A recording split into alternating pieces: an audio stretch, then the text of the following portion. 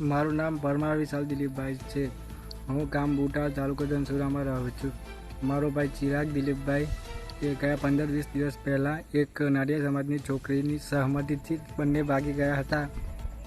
તેમને છોકરીને નિવેદન આપવા છતાં તેમને આજે મારી દુકાન જે બુટાળ સ્ટેન્ડ ઉપર આવેલી છે તેને તેમના સમાજના આગેવાનો 20-30 જણાએ મારી દુકાન સળગાવી અને અંદર આશરે ફ્રીજ હતું, ટેબલ હતું, બીજું ઘણું બધું સામાન હતું એ સળગાવી મૂકી છે.